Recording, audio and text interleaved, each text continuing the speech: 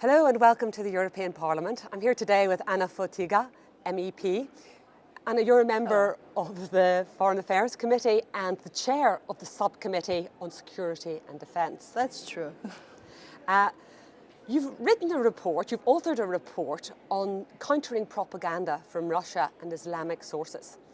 And this week it's been agreed by the Foreign Affairs Committee. What can the EU do to counter this sort of propaganda? Actually, the report, which was drafted for several months and taking on board views of I would say, very distinguished experts, as well as effects of internal parliamentary debates, is dealing with propaganda of third parties directed vis-à-vis EU and its member states. Third parties meaning state actors like Russian Federation and non-state actors like Islamic organizations, Daesh, ISIL. And here is clear dichotomy, so we see difference, yet there are certain mechanisms, instruments, that are used by both groups of actors, I would say. We are dealing with diagnosis. What are actual tools, routes of propaganda coming to territory of the EU, its member states, undermining the resilience of our resilience to this kind of tools. It is clearly described as warfare, yet we wouldn't like to wage war. We just want to distribute positive message, but in the same time raise awareness. It means that we would support strengthening of first special task force within the EEAS, Stratcom East, and building of similar task force to counter the Islamic radical propaganda, because its effects in the minds of our youth is of potential extremely negative You influence. mentioned the 8 officials who currently comprise, I think it's only 8, the European External Action Service counter-propaganda operation. And given the scale of propaganda we face from Russia, is this enough? I mean, what else do we need to do? Surely it is not enough, and therefore one of the conclusions is to strengthen these bodies and also in terms of financing. But I would say that with a considerably small group led by Mr. Giles Portman within Stratcom East, in my opinion, we achieved really much. We were able to host Mr. Portman's group in various formats of parliamentary meetings, and they were of enormous value. I know that briefs prepared by this group, they are extremely meticulous, I would say, in their work, have been distributed to many actors within the EU, also to free media. And I think that with this kind of network, with cooperation of EU member states, we are able to achieve a lot. NATO was, I would say, ahead of us. With the special bodies created, it was the Center of Excellence based in Riga, detecting, for example, Russian propaganda, Stratcom, preceding, for example, aggression on Ukraine and annexation of Crimea. It was of enormous value. They work in the same way on other propaganda sources like Islamic organizations. We build our knowledge on their experience as well. We've got 2 very big elections coming up in 2017, France and Germany. And over the weekend, we saw how allegedly Russian state actors hacked into the email server of the Democratic National Congress Party and leaked information, which may have then been subsequently doctored. Does this give you a cause for concern, given that we are facing very large elections, very important elections next year? That is cyberwar, surely, where we have this kind of attacks, because it is clearly interfering in internal political scene of sovereign states. Luckily, we have now, I would say, alliance between the EU institutions and also NATO in terms to more effectively combat cyber attacks, cyber war. There is, I would say, a bit different scope of interest, area of interest of both organizations, while NATO is much more of collective defense. We have several tools on our disposal, also on civil, administrative level to counter these issues. And I think that this alert within Western world is something very good.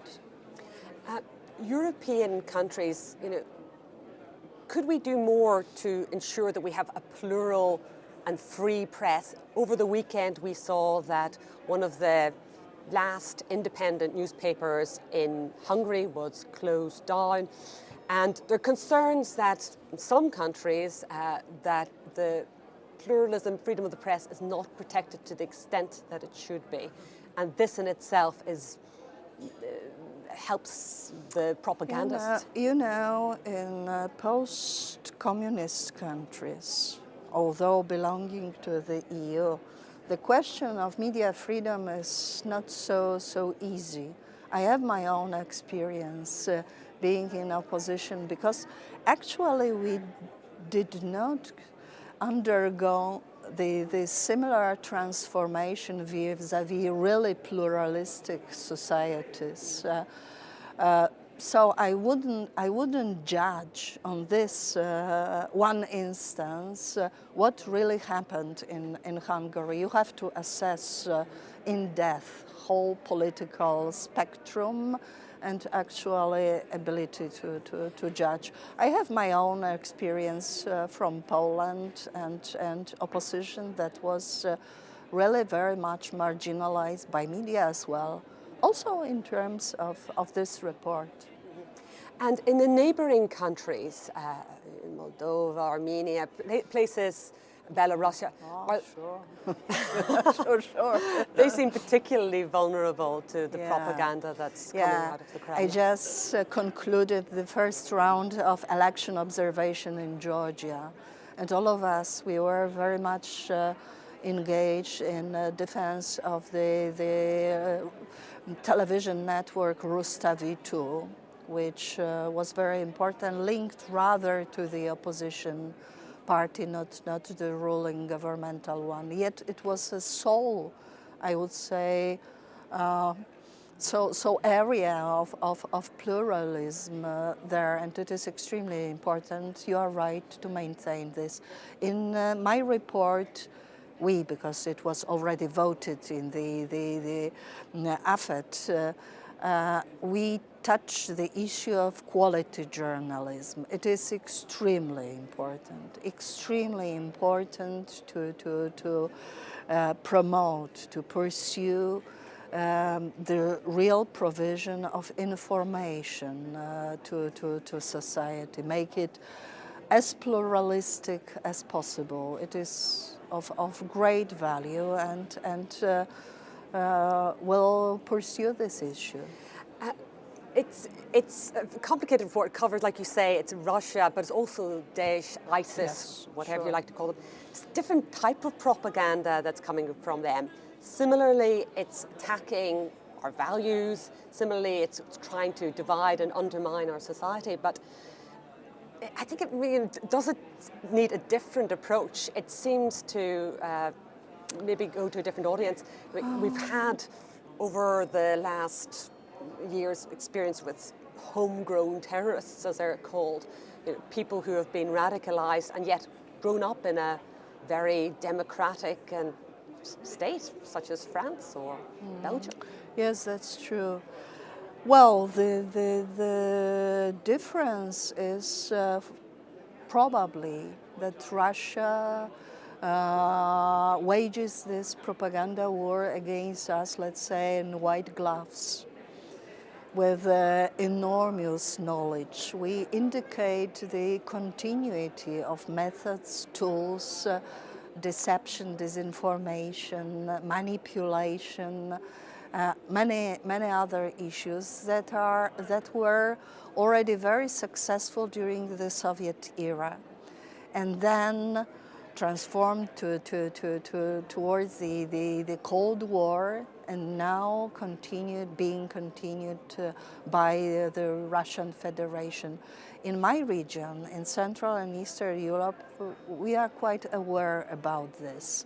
In terms of radical Islamist propaganda, it is slightly different, because from one point of view, they are less knowledgeable, more direct, I would say, yet basing on emotions, on clearly religious issues, for example, may be of huge effect on especially young people's minds, and moreover, making all groups of society very much afraid, deadly afraid, actually, about this. So that is why we have to have this clear view, clear, cold analysis, and that's important to start when we try to counter this propaganda. Finally, I'd just like to ask you, you're the chair of the Security and Defence Subcommittee. We now have a commissioner for security. Do you welcome this new post? Yes, naturally I do. Although it is extremely difficult then to find links between what is already within the area of portfolios of other commissioners and this commissioner for security. Yet in Subcommittee on Security and Defense, we repeat that this border between internal and external security is somehow less visible. It is blurred. We start to think it is just one issue, one subject. Anna Fotyga, thank you very much indeed. Thank you.